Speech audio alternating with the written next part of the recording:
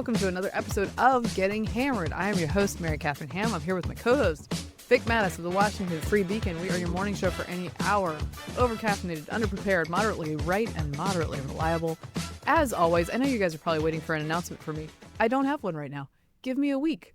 It's the first week of summer. We're taking a week. I'll get back to you in a week. But before that, we're going to enjoy the heck out of this episode. Soak it up. Things are happening. Wheels are turning.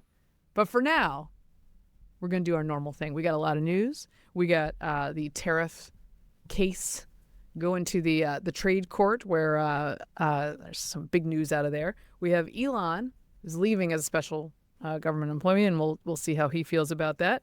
Harvard, PBS, and NPR in danger of losing funding, but they say they deserve it. All your money. Maybe an Israel update and some loony education policy out of San Francisco, of course. But before we get to all that, how's it going, Vic? Hello, Mary Katharine. Since this is the pre-hiatus show, I'm just going to go on for a little bit here. Please do. I've got two indignities for you. Okay. So let me go with the first indignity, which is I woke up this morning and checked my emails, and then I see, from the Washington Post morning email from Elisa Tang. She normally eases people in with, talk about the weather and what's happening, the birds and everything else. Took her family out, to the countryside or whatever. And today's WAPO opens like this. And I'm about to read. Everything here is now in the quotes, okay? Here we go.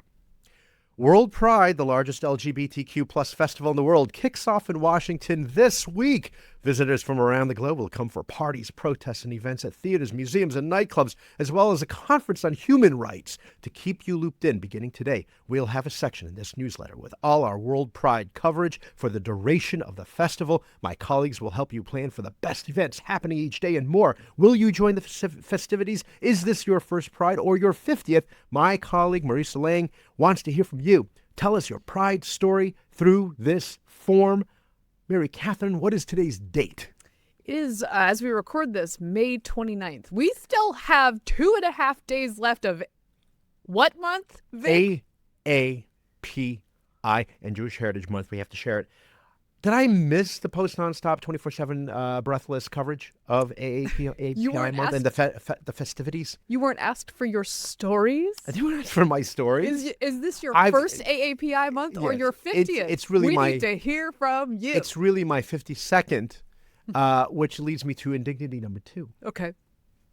Yeah, this is real. This is pride creep. This is pride creep. Taking up part of May. I'm just feeling... What's the scene? What's the word? Microaggressed? You are microaggressed. You have been practically macro. Maybe even medium aggressed, yes. Medium, that's right. Okay, so indignity number 2 is I see that in the morning, then I say, I got a lot of stuff to do today. Did my power press workout per your husband's gift. And then I went to the supermarket. And as I was checking out, it finally happened to me. The old lady comes there who works there at the cashier thing in the, the self-checkout, and she says, oh, hold on. Let me give you that senior discount. And she scanned it. It finally happened. So on the one hand, I'm sort of incensed and offended because I thought I was doing okay. And I've got the reunion weekend coming up. I've been, trying to lose weight the last 2 days. And then it's gonna work. And then she says, here you go, old man. Here's your discounts. On the other hand, I have to tell you this, Mary Katharine. They're amazing discounts. I love that. Yeah, I felt like I saved a lot. It's like, I don't know, 10 cents for every dollar or something. It all adds up. So that was kind of interesting. And it got me thinking about maybe seeing if I can get away with the 55 plus menu at IHOP.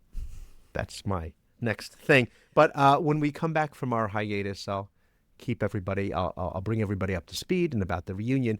When we come back, it'll be the 40th reunion, by the way, when we do that. No, don't get nervous. Don't get nervous about that. That is what I had for you. Very nice. I also worked out this morning. Yes. And look, that's what we're doing. You can't stop time, Vic, but you can put in work, okay? Yes, that's right. Someday what you want is for people to see you walking down the street and be like, what a fit guy. And then you turn around and they're like, oh my gosh, it's an old guy. You want to surprise them. You want to surprise them?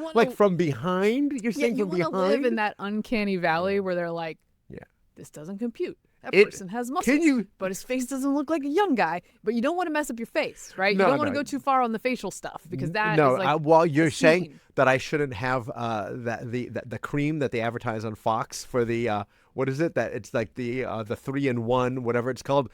Some men in the mirror look and see this in the mirror when they could be looking like this. This. Look, you want a sprinkling of retinol and Botox? It's fine. Like you just you don't want to go too far. You don't want to get just focus on the fitness is what I'm saying. Let me ask you Health, this: fitness. You're walking down the street and you see somebody from behind. Can you tell from behind? Let's say the person has a decent figure. Yeah. Can you tell without looking yet if it's an old person or not from This behind? is what I'm saying. You want to trick people. You can trick people. You can kind of tell. Maybe I've been tricked a couple times. You but can oftentimes I'll be like, this person seems like I can tell attractive, but I can tell it's an older person. Yes. And then other times I can definitely tell the person's younger. True. Yeah, and I know what you're talking about. At my gym, there's been several occasions in my workout, decades of working out, that I'll run into some woman walking in the gym. I'll be like, dang, look at those arms. And then she turns around, I'm like, dang, even more impressed. That's what I want to be. That's what you want to be. That's what I want to be.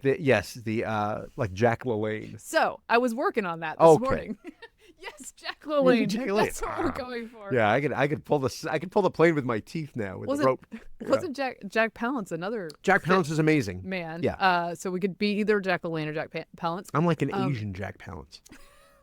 You are. Yeah. That's what we've always said on this show. So I worked out this morning, and I do want to report that despite the fact that I haven't been working that hard lately, I did PR, my personal record. I PR'd a 500-meter row this morning, so I was pretty proud of that. Wow. Yeah. Do we have numbers? Sure, I can give you numbers. What's the number? If you'll allow me. Yes, because I'm sure it's burned into your brain. Point of now. privilege to let everyone 500 know. meters. 500 meters, 1 minute, 35 seconds. It's like furious. I looked at because at my gym, I do appreciate this because what you measure, you get better at. So they have my times from the past. And she told me when I went in, your last time was 1:36.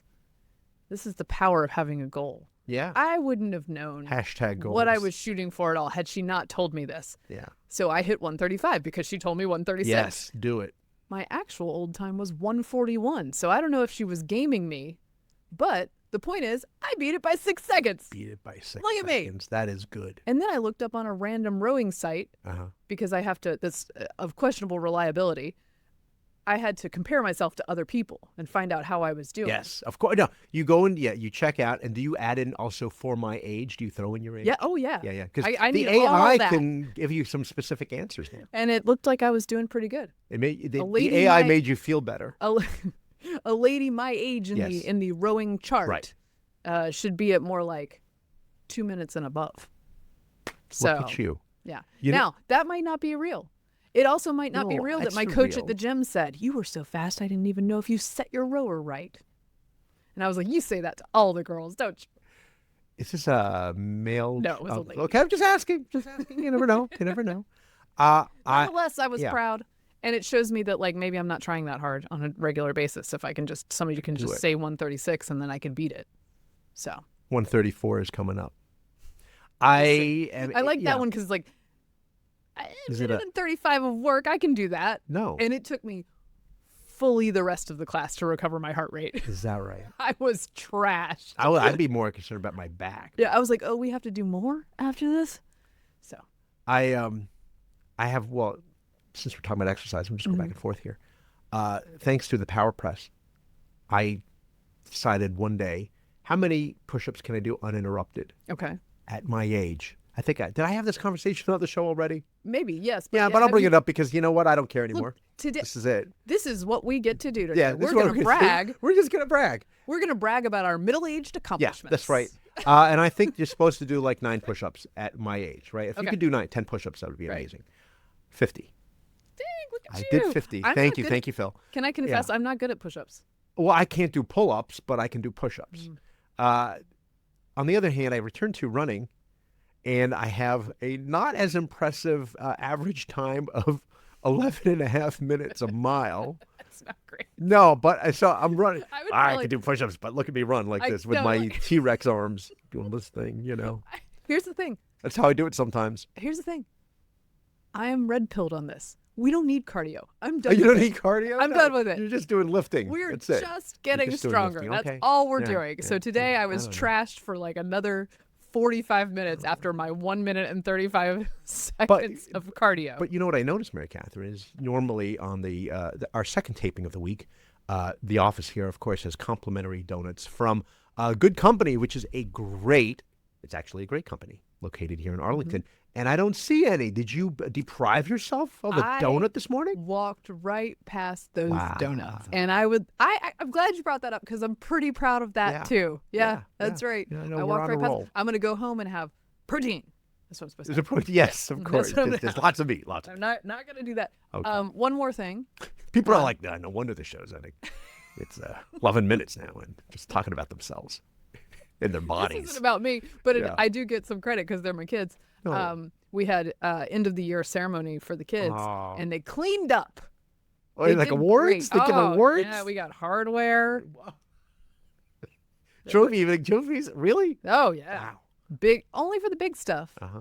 But like they do give out trophies, and like in our family, we are pretty strict about do you get trophies or not. Mm-hmm. Like we actually don't do participation trophies to the point that I may have talked about it on this podcast. At one point, when they played soccer and they definitely didn't deserve trophies, we were like, they can't have them.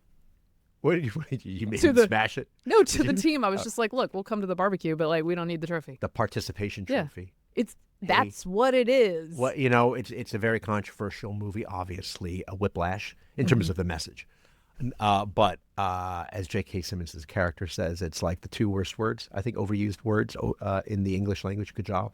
Yeah. Yeah. Well, So that I am J.K. Simmons to my children, obviously. that's lovely. Just kidding. I'm not. I'm not at all. But we're pretty particular about when they get medals, when they get trophies, and there is trophy inflation out there. Yes, there Like is. it's gone No, there crazy. is. Absolutely. But these were like for real deal metrics, earned them, big Good. deal prizes. And so we Congratulations. were very proud of them. Took a bunch of pictures with their hardware. They have a special shelf in their room to put their hardware. Well, I mean, it feels really well earned. Yeah, they earned it. So that was exciting. I didn't see that coming. I didn't know they were getting all these accolades. That's you're a good parent that way. You're not like, you should get this. No, I don't want to I don't want to come down on them too hard or babysit them through stuff because I want them to be able to do things. Yes. Now, when we're doing like a poster board project and they can't get those letters straight, am I like, just give me the pen? Yes. Yes, I am. I can't. You had to interfere. I cannot abide bad lettering on a poster board. Yeah. I can't. I have given them stencils. I have Oh, given yeah, them the guidance. stencils. I have. Do you do the very fine pencil like across the poster so you have a little line? Obviously. Wow. So that I will jump in on, but in general, I like them to like Yeah. maintain on their own, and they did so and exceeded my expectations. So good for them. Don't- Someday they'll be like really successful, or our society will just begin punishing that kind of initiative, and they will not be successful. I don't know which way it's going to go. Well, yeah. I mean, we just went through. Maybe we're emerging from that era of where it was attempted to have this idea that merit is bad. As Yes. you know, that was part In of fact, the DEI actually, our thing. education Merit is our bad. education story later Is in this racist. podcast will address Yeah. that. Okay, All I right. guess we should talk about the news. Let's do it. Here we go.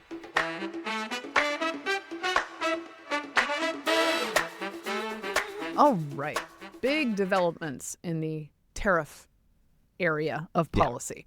You'll remember that Donald Trump imposed his many tariffs on all the countries Sweeping. via International Emergency Economic Powers Act of 1977, IEEPA. Well, 5 businesses and a small law group, the Liberty Justice Center, sued and said, no, that keeps us from operating our businesses, and you're not allowed to do that. This is not an emergency, and these powers are delegated to the Congress specifically, and therefore this is out of line. They take this case to the U.S. Court of International Trade, which is just a federal court that deals with commerce. Right. It's not like specifically. the International Criminal Court of Justice. Yeah, it has a name that sounds a little It like sounds. "Meh." Yeah. Yeah. but It is just a U.S.-based federal court that deals in customs a issues. 3-judge panel. It's a 3-judge panel. One was an Obama appointee, one was a Reagan appointee, and one was a Trump appointee. Yeah. Unanimously knocked down the idea that he could impose these sweeping tariffs from the executive position under the IEEPA.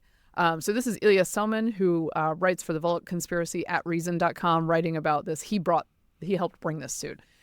The U.S. Court of International Trade just issued a unanimous ruling in the case against Trump's Liberation Day tariffs, filed by Liberty Justice Center and myself on behalf of 5 U.S. businesses harmed by the tariffs. The ruling also covers the case filed by 12 states, led by Oregon. They, too, have prevailed on all counts.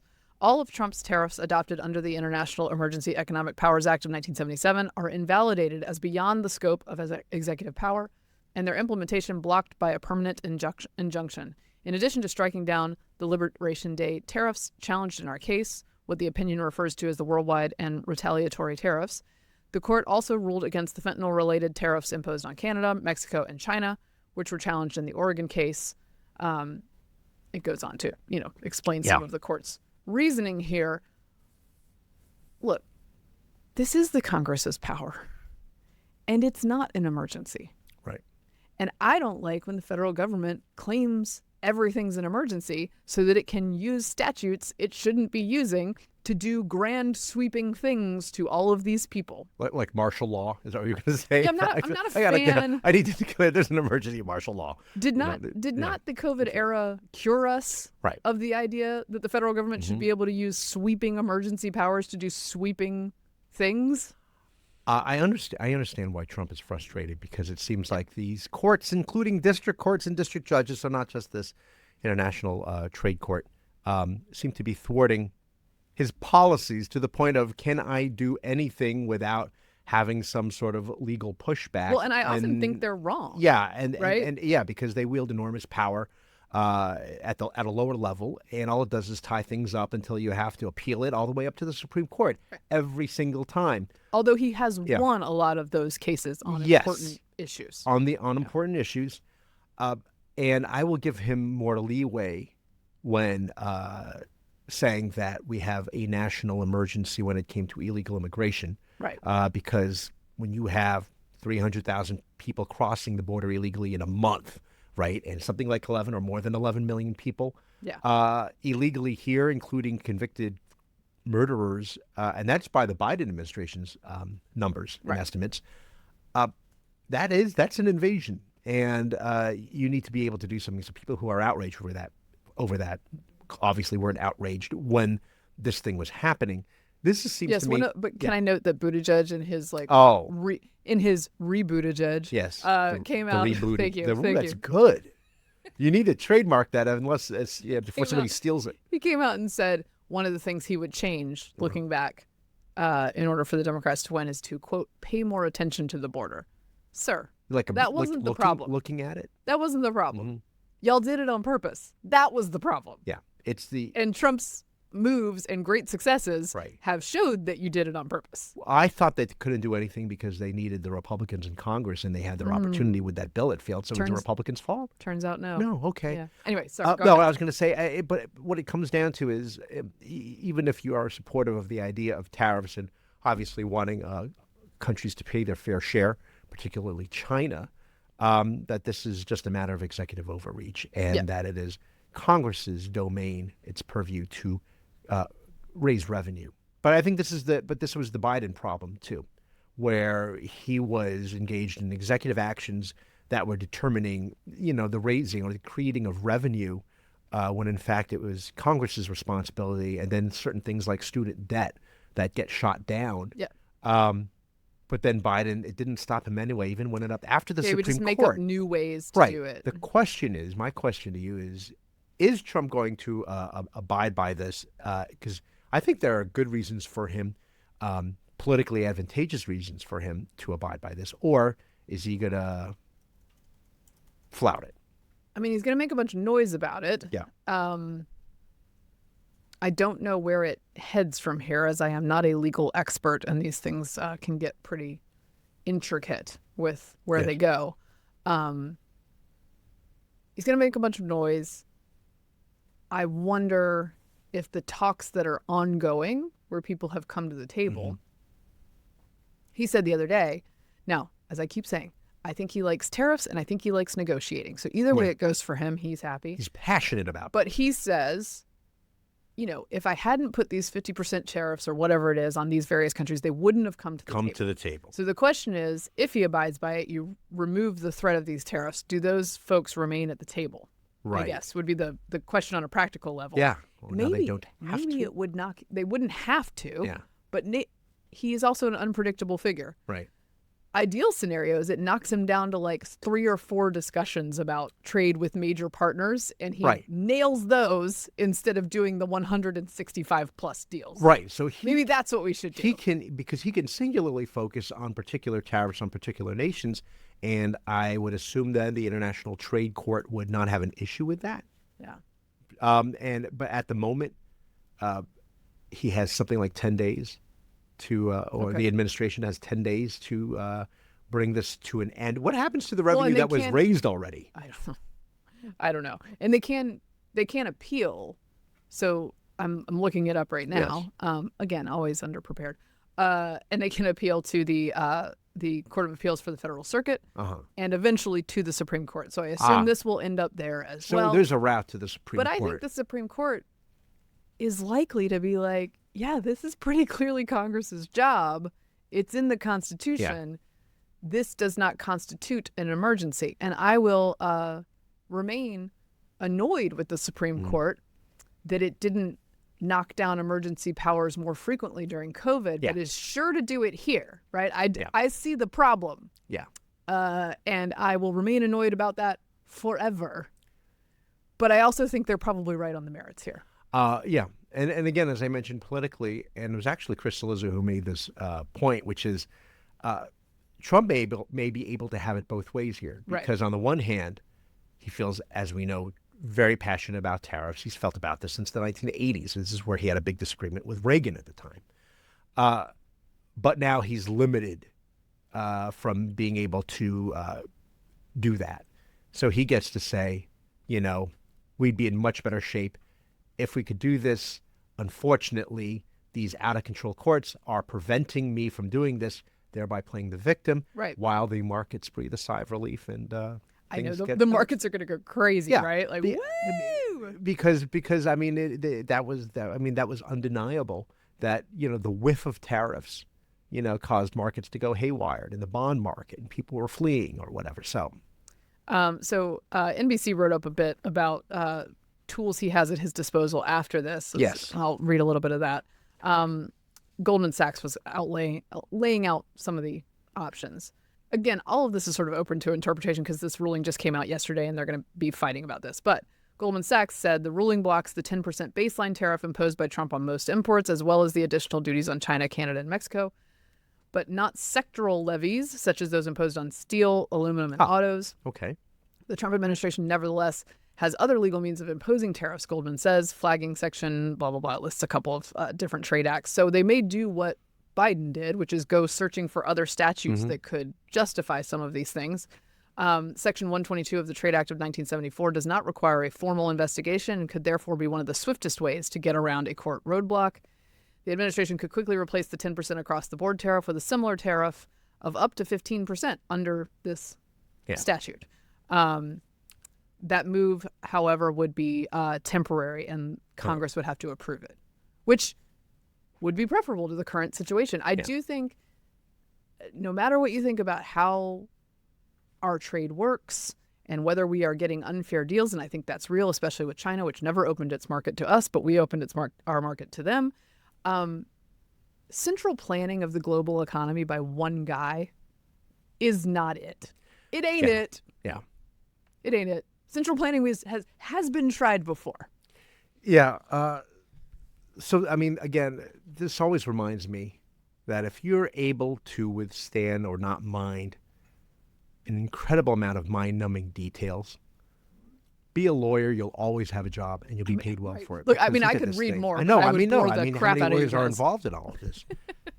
There's like 3 other sections. Yeah. But the interesting There'll thing about always be a need for lawyers. These sections that they note that of statutes that you could do this under, require some kind of either investigation of a trade partner and finding of some wrongdoing, plus possible congressional action. So there are layers of work here that would have to be done instead of just saying, boom, it's an emergency. Right. So that's where we stand at the moment. Well, I'm sure a lot of countries are breathing a sigh of relief. I'm sure. Oh, I did want to note too, because I think it's important to have context on this part.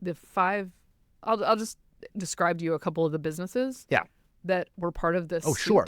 Yeah. So VOS Selections is a wine company run in New York for almost 40 years. Said the expertise in wines and spirits is something that cannot be replicated in the U.S., pushing back against Trump's often repeated statement that if products are made in the U.S., they won't be subject to tariff. They were saying, like, I'm not sure how we get around that. Fish USA, based near Lake Erie in Pennsylvania, is a wholesale retailer of fishing tackle. And they were saying, look, we can't import what we need to import. We don't know what we can order. We can't guarantee orders because of the unpredictability of all of this. Micro Kits, David Levi runs the business out of a workshop in Charlottesville, Virginia. The company designs small electronic kits aimed at teaching children how to build simple devices and gadgets. In a statement published by the Liberty Justice System, he said he likened the Trump tariffs to a death sentence. Much like other businesses, Levi has found the uncertainty and back and forth nature of Trump's tariffs to be a major stumbling block when it comes to completing orders. I could place an order for parts today, and by the time it arrives, the tariff might have doubled. I can't plan, I can't budget, I can't grow. There's another small company that does cycling equipment specifically for women. She says the single greatest threat that she's had to her company in 40 years. So these are like normal, small companies that employ probably small numbers, but in aggregate, all of those small companies employ lots of Americans. And they have made this their livelihood, and they don't deserve to have it just yanked out from under them because we're doing a 160 front trade war. Right. Or with percentage increases, like not like a 5% increase. And we're talking about like up to 100 and whatever, 40% increase in tariffs. I mean, and then it fluctuates, and you have these cargo ships coming in, and you can't unload any of that until the tariff's paid. Yeah. So we'll see. Somebody joked that, like, as soon as this ruling came down, every ship at every port ready to send things out was like, go, go, go, go. Yeah. Now, unload the Vespas. We have a moment. So at any rate, reference, by the way. I think during the pandemic, we saw emergency powers overused and killed many a small business and medium-sized business, and even large businesses were hurt in big ways. As usually happens with these kind of things, large businesses will often absorb costs better than little ones. And so I don't want to see it happen again. I would like to see some advancements in our trade deals and more fairness with China and more targeted kinds of actions. But anyway, this looks like an overreach for the moment. I'm sure it will continue to go through the courts, and we will keep you updated after our hiatus. President Vance has reissued the tariffs. You know what this? Welcome back. Much like the getting tariffs, hammered. Much like the tariffs, we are unpredictable. And this is a pause. We're pausing. Don't get nervous. We're pausing. The market's getting nervous. We want to talk about Elon Musk. Oh yeah, let's do that. So Elon Musk is leaving the government as a special government employee, and he is perhaps a little disillusioned, jaded, with the experience that he had, which anyone who's worked in politics for any amount of time will understand. My friend John Ekdahl tweets, Elon Musk really did speed run through the Republican Party experience. 1, euphoric victory. 2, grand sweeping plans. 3, complete governing incompetence. 4, political disillusionment. Yeah. He was so close, though. Look, I appreciated the attempt at actually looking at the books, right? Yeah. At educating people about what might be there. I think they should have done a briefing every day with those smart guys talking Here's about what else they we were found finding. in terms of government waste. Will any of it be... Look, some of it will be gotten rid of because it will be hard to recreate, right? The things that they got rid of will be hard to make happen again, particularly like the transing of mice. Like, I think that's going to be a hard pitch to make. But they wanted these things codified in law. There is a chance, and Rand Paul and others have been pushing for this from the beginning, that although those cuts don't make into the reconciliation bill, and I'm unclear on whether they're allowed to be in the reconciliation bill or not. Because it's coming from somebody who is, what is the line of authority, you mean, Well, from Elon? the parliamentarian seems to be the only person who really understands what can be in a reconciliation bill. And, That's right. I do not claim to have intimate knowledge of what can be in a reconciliation bill, but there are different rules for it than a regular bill. When you pass it with just 50%, you get to only do certain things. So there's some dispute about whether you would be allowed to codify Doge cuts in this reconciliation bill. If they don't, there's the idea for a package of rescissions that would come from the executive to the Congress to say, here's how you get rid of those. But you got to have enough steam after you get through the reconciliation to do that thing. Yeah. When I first heard that, his exit was more imminent than I thought. I mean, eventually, you remember originally I thought it was going to be him, and Vivek Ramaswamy working out. And Vivek was like, get Vivek out of here. I can't deal with this guy. $1.6 trillion in savings by July 4, 2026 in time for the sesquicentennial. Yeah. We're a little bit ahead of time here with his exit. And it's like that song, I fought the law and the law won, and he did his best. But it's a monstrosity, right? The government's, it's massive. And then I thought of the Homer Simpson advice of when he tells Bart or Lisa, you tried your best and you failed. The lesson is never try again. But I feel a lot of the time when it comes to these things. Yeah. And I'm sympathetic. I understand the problems, right? Because it was like, what is the clear line of authority of somebody in his position, which is rather unusual, to issue these sort of decrees about? Well, it turns out that Anita Dunn, special government employee, was a whole ass president. So, I feel like he could probably run United States Digital Service, following in the footsteps of the of Anita Prime and Minister Jake Sullivan had plenty of authority. Prime Minister Ron as Klain. did Hunter Biden, but questionable about Elon Musk. Yeah, should he really be allowed to do things? I don't know. It's rich for them, but there were a lot of sweeping cuts, and there are people I know who got Doge who actually wanted to help Trump and were MAGA or wanted to, and it's like, but they were the cuts are so far and wide. But the other problem is, of course, I wonder how much of it was Trump's announcement that he's not going to touch Social Security and Medicare, because Elon was working his way through a lot of these agencies. USAID was the most prominent one.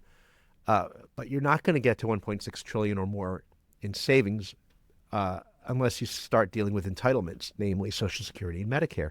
But nobody wants to do that, not a Republican or a Democrat, certainly not Trump, because the other side is going to use that as a cudgel to say, see what they're going to do, and those people vote. Yeah. And we've said this before on the show. We could be 6 months away from insolvency and somebody saying we need to do something about it, and there's still going to be pushback. I know. Like, don't you dare do a work requirement. So I give them credit. I give any of the Republicans who have tried this, and Elon Musk credit, to try to make some difference, because again, as a businessman, right? He's like, he wants to say to us, don't you see what's coming down the pike? Yeah. And this is something that goes back to George W. Bush's time. My bar and Paul Ryan. I wish we had done it then. Yeah. My bar is so low that I prevent disillusionment by just assuming that all of this will fail. Like that's kind of where I am. Like, hey, I hope for the best, expect the worst. So I didn't think that's very commentary of you. I didn't think a ton of cutting was going to come of this realistically. I hoped. And I do think people got a little bit of a mini education on exactly what the federal government does and why it's insane. Spending on comic books. Right, things that even I didn't expect, despite my very low expectations of the federal government. The thing that's discouraging about it is this is like really JV spending cuts. And if you can't do those, you're not going to get to the hard stuff. No, we're in trouble. This is like, it's like, to go back to our original conversation, resistance training. Like, you need to lift a certain amount of weight for a certain amount of time, and then when that gets easy, you need to move on to something else. Next thing. So cut USAID until it feels easy, and then go do something harder. But we can't even do the easy stuff. No. I hope... With the hope that maybe there's some rescission thing that actually does work out. I don't know how you feel about this, but I hope people will stop attacking Tesla vehicles and their odors. When I say I don't know how you feel about it, I don't know how I feel if you think this is going to happen. Are people going to finally be less outraged when they see a Tesla where they're so compelled to deface? Like what did even Tim Wallace say? I'll get some dental floss to get the tea off, in shame. But Yeah, like look, they're going to move on from I this hope they outrage do. to another I hope outrage. they do. That's ridiculous. It was ridiculous. And then as soon as a Democrat becomes president again and like forbids anyone from working with any innovative company of any kind, Yeah. formed by Elon Musk, all the libs will be like, yes, this is exactly the kind of retaliation that is good retaliation. This is exactly what we're looking for. Apparently, the White House will be sending DOJ rescissions to Congress in the near future. Johnson has said, like, we're definitely looking at these. So anyway, I will not hold my breath. Yeah. I mean, it's a weird thing because when people look back historically, they'll say, wow, I couldn't believe he couldn't get, Trump or Elon or whoever couldn't get any of these things done when Republicans had control of the White House, the House of Representatives, and the Senate. But as we know, just barely. Yeah. I mean, you have people like Thomas Massie who aren't voting for anything. I know. So. I know. It is very hard to do the first job. And the first job is to maintain the current taxation levels, or else everyone in this country pretty much gets a tax hike this year. And not a small one. Barely. Yeah. Got that. So that's job number one. I will wait to see on the rescission. I'm glad they're sending a package. I'm glad they have this on the mind. I think probably Elon speaking out about it publicly and being publicly disappointed got the rescission package moving a little bit faster so that it could be part of this discussion. At least there's that. I mean, it's part of this great By the way, are we gonna American story of his. Are we going to go to our hiatus without having talked about the big, beautiful bill? Because that was my goal, because I don't want to talk about it. Can I just say something? Can I just say something here? Yeah. Even on air? I still get confused between the big beautiful bill. Is that the budget? Is that a continuing resolution? Is this a reconciliation? It's the reconciliation. What is happening? It's the reconciliation. Okay. And it has the Trump tax It's got everything in it. reform of 2017, which is due to expire this year That and I must knew. be extended. Like, that's the number one thing. Now, the press is all going to tell you, oh, it costs so much money because they're going to maintain these tax rates and not give everyone a tax hike. That's not costing money. No. That's not spending. That's our money. That's maintaining the current tax hikes. Now, in order to get that passed, which is important to get passed because they have such small margins, they've had to do reconciliation, and they've had to give people a bunch of things and go through a bunch of negotiations to get everybody to glom on to this one big beautiful bill, which, as Elon said, I think quite poetically, I think a bill can be big or beautiful. I'm not sure it can be both. And he'll get sort of right. It gets really messy. That's very deep. It gets really expensive. And that's where we are at the moment. But I hesitate to cover something like the big beautiful bill too frequently because it changes so quickly. Right. And I'd have to explain salt caps, which is like, I think we've done it. I think we've done it once, and they are very annoying. But yes, because they're popular if you happen to represent big cities where $200,000 does not mean you're rich if you live in, Manhattan or something like that. It also means your local government should stop hosing you, and you should demand. I can't tell you how many times I read SALT and I still keep on forgetting that what it stands for is state and local. State and local taxes. Every time when I see it, I think strategic arms limitation talks. It's the SALT treaty. I'm stuck. Your brain's in the a different Cold place. War. I am in a different place. I'm in the Cold War. Your Things brain's were so in a much different simpler place. back then. Anyway, we'll see what comes of both of those things. Can we talk about some of the things actually that could be in a rescission package? Are cutting funds to NPR, PBS. Yeah. There's been an executive order about various entities, Harvard included. A lot of people have objected to this group of cuts in federal funding as a First Amendment violation. I believe FIRE, which I have great respect for, has gone after at least the Harvard stuff and said this is viewpoint discrimination. I'm open to them fighting this out in court. NPR and PBS, come on. This is defunding out of principle. It's not defunding and we're going to save a ton of money in the grand scheme, but it's the principle because they want to have they're so They're so bad. They want to have it both ways too. They want to Yes. say like, Yeah. "Oh, don't worry about it. We don't take very much federal money," and then they're also like, "We will die if you don't give Yes. us the federal money." That's so right. like, I don't know what's happening there. But the product, A, isn't so great that I feel like we should subsidize it over other things. Mhm.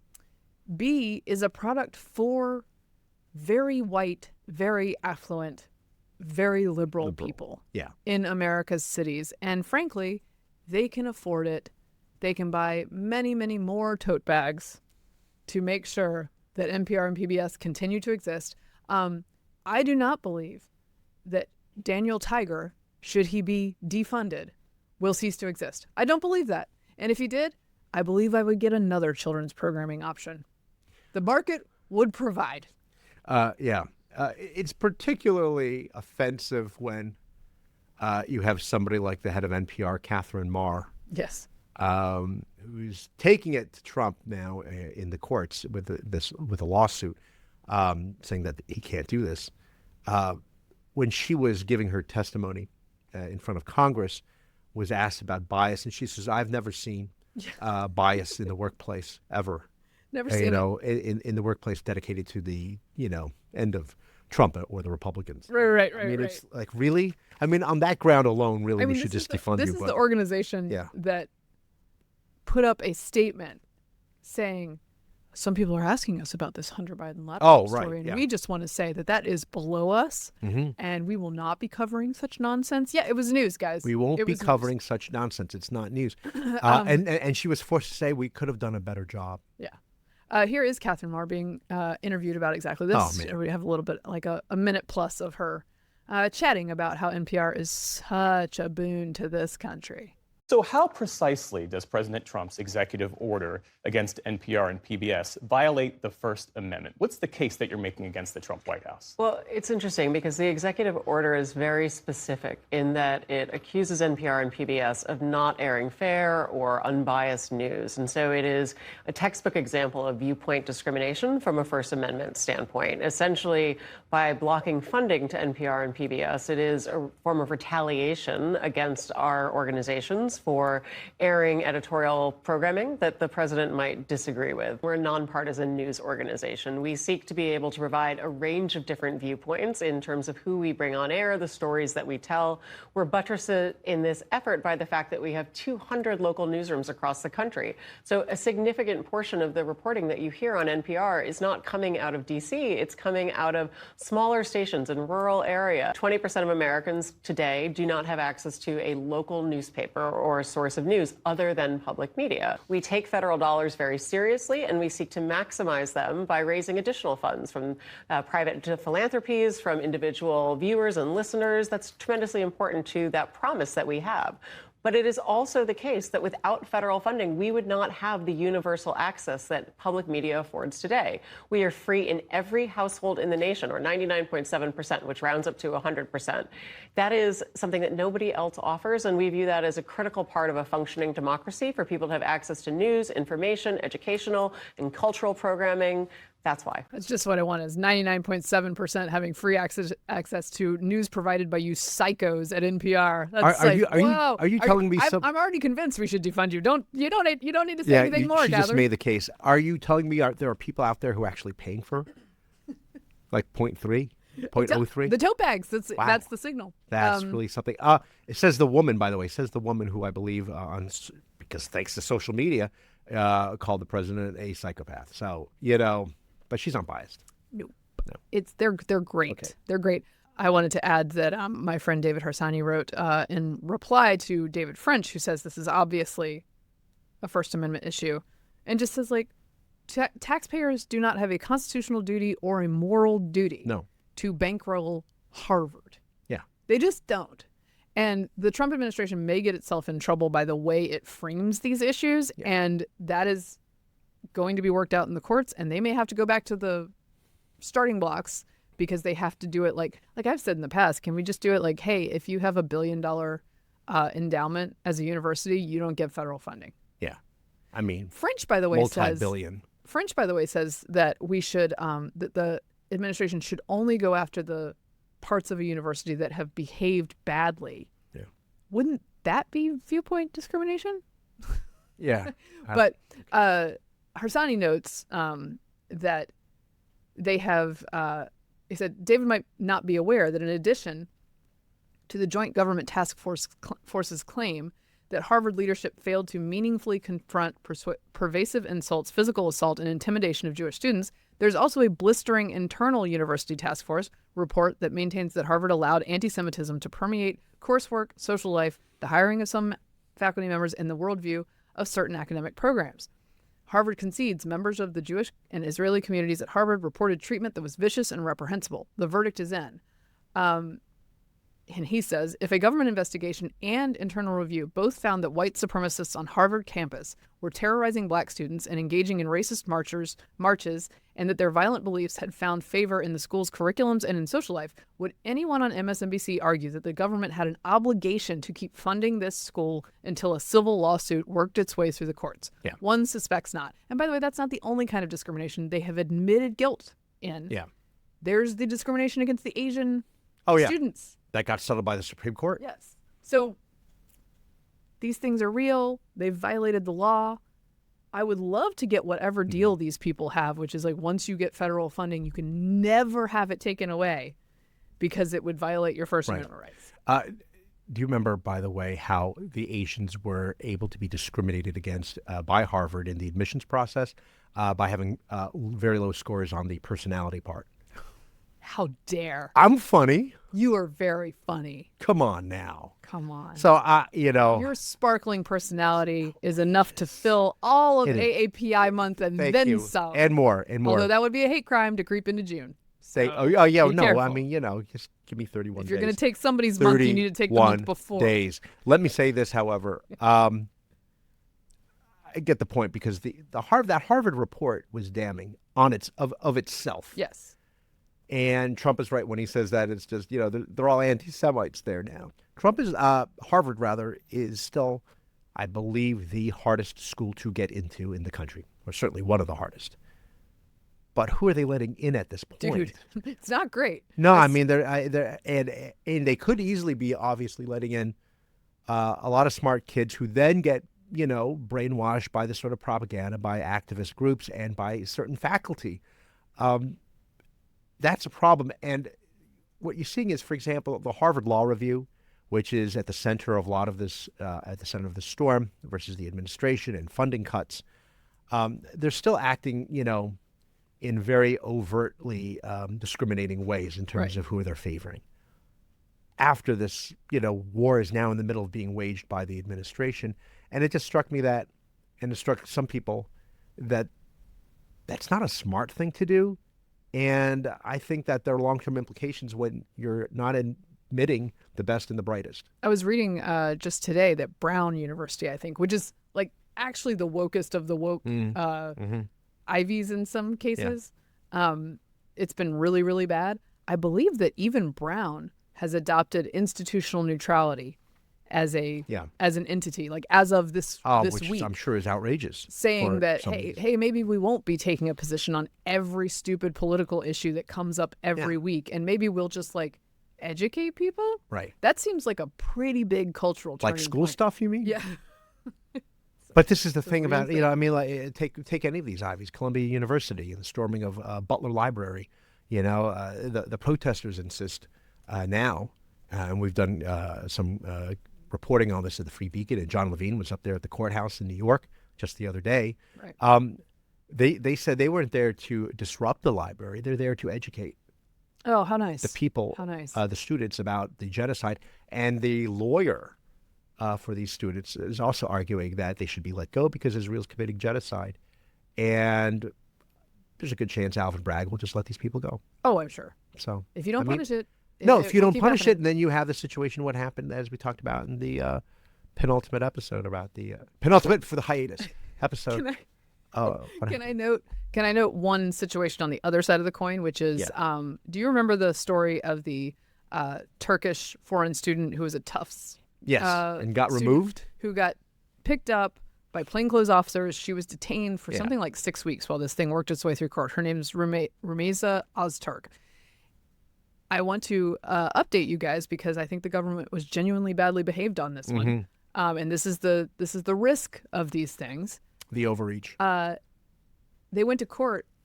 They presented nothing other than the pro-Palestinian op-ed she had written. The government didn't bring anything. Wow. They were saying. So the opinion. Yeah, like I looked up, I found several write-ups of this to try and find, like, was there anything else there? Because I'm open to the fact that we have a lot of leeway on these things to say you can or cannot come into the country, you can or cannot. And I think stay there are a in the lot of country. students who want to come to the country and hate the country at the same time. Yes, and there are plenty of cases where someone is very obviously guilty. She was released a couple of weeks ago. But yeah, if the Department of Homeland Security and the government can't even levy an argument, this person never should have been picked up. It did chill other people's speech who are foreign students because they look at her and they go, well, I guess I can't write an op-ed. They should be able to write an op-ed. And meanwhile, Rubio just yesterday was complaining that other countries come after our people on speech rights. And I'm like, well. And it hurts their cause Yeah. by not having their ducks in order. So anyway, she's out now. But I think they screwed that one up. Do you want to do a little Israel update? Yeah, sure. The usual suspects are screaming their heads off that feeding Gazans is now genocide, I guess. Yeah. Because Israel and the U.S. collaborated to make a more orderly process by which aid would not be immediately stolen by Hamas and then sold to the people of Gaza at a premium. And when they did this, people were just like taking pictures of the lines of people ready to receive their food and saying, like, look at this travesty. Yeah, front page of the Wall Street Journal, I think, Look at this travesty. And is the travesty that Hamas doesn't get to upsell this food? Right. Is that the travesty? Because that seems like what they're saying the travesty is. I have a couple thoughts. One, of course, is, as you were saying here, the number of food trucks that have been trying to get through have been zero in the past because they keep on getting intercepted by Hamas. Yes. They're fully fed. Right. The Hamas leaders, they're taking it, and we know that. And everybody knows that, right? The way Hamas treats its own people, the Palestinians, is brutal, and it's been reported even in places like now, I think Amnesty and other places are saying, hey, this is happening, but you're not going to see that a lot in the mainstream, where Palestinians are getting killed by Hamas because you're not allowed to say anything bad about the government, but somehow Hamas is great, and we got to take them at their word. That's by the way, first thing. some brave Palestinians and Gazan residents have actually been protesting Hamas, which is a very dangerous thing and something that I think if the press actually gave a damn about the Palestinian future would boost those voices. Right. Versus... What happens? I mean, now that I think Mohammed Sinwar, the brother of Yahya, was just recently killed by the IDF at a headquarters beneath a hospital, by the way, shocking. And there's talk that maybe this will make way for the release of the hostages and finally, God willing, a surrender of Hamas because they cannot stay in power. Right. But wait till the stories come out about how they treated their own people. What is the press going to do then? Because right now they're siding with, they're just retelling Hamas's story, which is outrageous. But the other thing is, of course, when you see this horrible thing that's happening and the people who are starving, this didn't have to happen.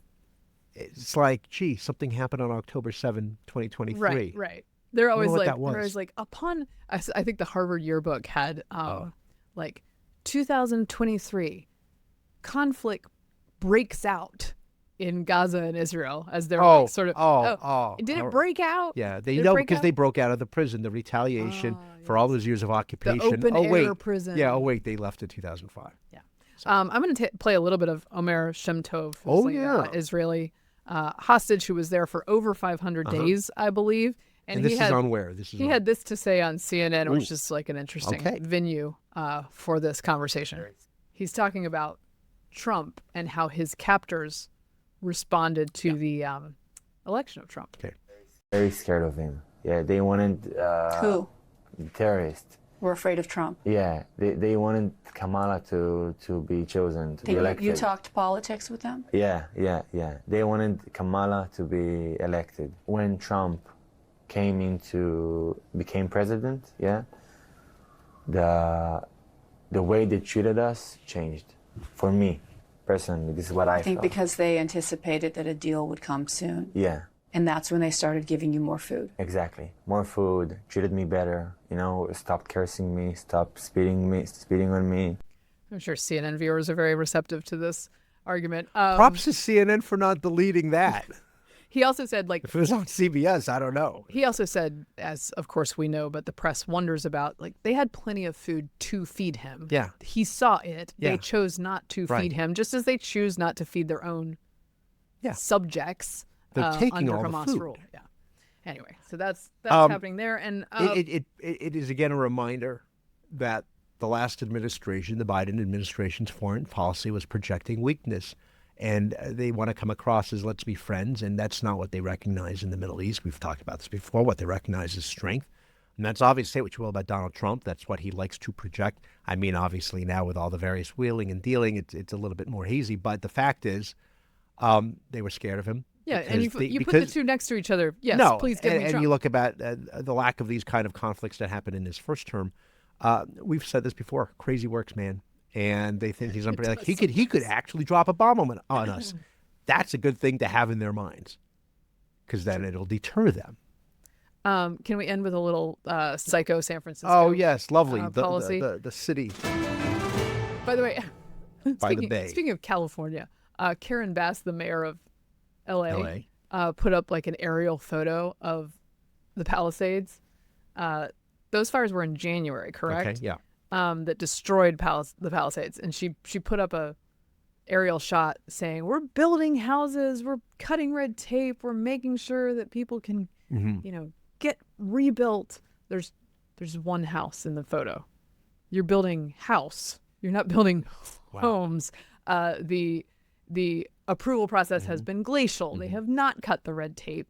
They probably partly have cut some red tape, but there's so much in California to begin with that they're having trouble with that. Anyways, just in case you're wondering whether Whose house was it? California's figuring it out. I don't know, but there was one home that was like 75% done, and there was nothing else in the photo. Right. And the number of permits is very, very low. Okay. Meanwhile, in San Francisco, Yes. will they figure it out? Will they figure it out? Will they become normal? Will they accept the be normal challenge? No, they're Right, not. because San Francisco residents, they turned out their district attorney, right? They The prosecutor, I think. did. There have been Boudin. flickers of sanity Yeah. in San Francisco, not from the school board, however, or the school system. Grading for equity coming to San Francisco high schools this fall. Let's hear from the voice of San Francisco what that looks like. Grading for equity eliminates homework or weekly tests from being counted in a student's final semester grade. All that matters is how the student scores on a final examination, which can be taken multiple times. Students can be late turning in an assignment or showing up to class or not showing up at all without it affecting their academic grade. Currently, a student needs a 90 for an A and at least 61 for a D. Under the San Leandro Unified School District's grading for equity system touted by the San Francisco Unified School District and its consultant, a student with a score as low as 80 can attain an A, and as low as 21 can pass with a D. A 21. Wow. Look, every middle class, working class, sane person who can possibly put their children somewhere else will put their children somewhere else if this is what you're advertising. So it's quite the fixation on, quote, doing the right thing for certain people and trying to help them, as they say, with equity. What they just want to do is make themselves feel better by saying, we're not failing these kids. Look at them. They're all passing. What happens to these kids with the 21 D average when they go to the next school or the next school? And if they make it all the way out into the real world, they'll either, fail miserably, or you have somebody who's not qualified to be handling what? Well, let me do another commentaryism. It's worse than that, Vic. Oh, what is it? The real problem is if they go into the real world and the real world does adjust to them. Yeah, because that's sure. what keeps happening. And I think Right. that's why we're seeing continued loss of trust in institutions, continued incompetence, increasing incompetence, is because you get people who have not been able to demonstrate skills, Right. who have not been asked to be competent even at the highest levels of Right. the Ivy Leagues. Because if you dare to, then you would be considered to be. Well, like letting in too many Asians would be a problem. That would, so yes. No, you God can't- forbid. You can't have the people who like study really hard and get No. good grades and actually demonstrate competence. That's not what we're looking It's for. also demeaning to think that they can't I do know. better. I mean, these people need to watch the great Edward James Olmos movie, Stand and Deliver, which takes place in L.A., I believe. Right. And about, getting a lot of these inner city kids in Hispanic communities to excel at math. By the way, when I talked to Karen Vates, the literacy expert, about Yes. gains being made in Mississippi, which is, by the way, that's how everything's negative partisan polarization and condescension from lefties. So what you should do is just say like, oh, you guys don't want to be as good as Mississippi? Mississippi's kicking your ass right now Yeah. in literacy. And then they'll be really mad about Right. that because how Right. could Mississippi possibly beat us? But what Mississippi and others have done, Louisiana, Alabama, Tennessee, part of what they've done is stopped passing kids who are not functionally literate past third grade. They hold them at third grade. Now, what happened, a bunch of the DEI and social justice advocates were like, you can't do that because these segments will fall behind. Again, condescending, maybe Yeah. a little racist if you think that people of color and without Can't money do it. can't learn to read. But they argued they're all going to get left behind. You can't do this. Our numbers are going to be so high for holding these kids back. What happened actually was that when you have a credible threat that kids will be held back, the adults go, oh crap, we really need to teach them to read.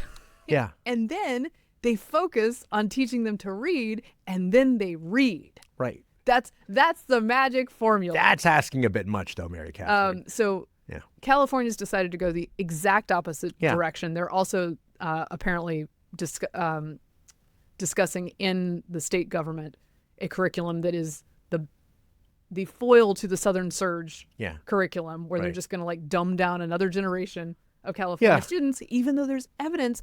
Remember hashtag science, the science, the science. They love the science. Yes. That says this is not the way to do this. But anyway, they're not figuring it out, Vic. No, and I mean, the sad thing is what normally happens is some school will have a very generous admissions policy, let them in, but they're overwhelmed by it because they're not meant to be in that school the way I might not be not getting accepted into a school because it might have been too much for me or whoever. Instead, they could have been better off at a different college that would have been much more attuned to their needs, and then they drop out. Right. But that's not the San Francisco schools' problem anymore because Right. they're no longer in their schools. They all passed with flying colors, and then they get to pat themselves on the back. Even the kids who, check all the boxes and get into the good Mm-hmm. schools, there are reports now that because of this generation of bad teaching of literacy, they get out of high school without having read an entire book. Yeah, that's right. They can't do it, and they go to college. They're like, what? That's crazy. They read Beginning to excerpts. end. Yeah, that's they right. watch movie clips. They discuss Movie in clips. class, but they don't read an entire book. Yeah. There was one the other day where a student was saying, like at a pretty high-performing high school, that they had been asked to read Night, which is a good choice, good, serious choice, but Elie Wiesel. Oh, yeah. It's 118 pages long, so it's not a big read, but it's a serious one. Yeah. The other book they had been asked to read was The Hunger Games. Wow. Those were the two they had been asked to read in high school. No, Not senior year, I don't think. I Yeah. think it was like all of high school.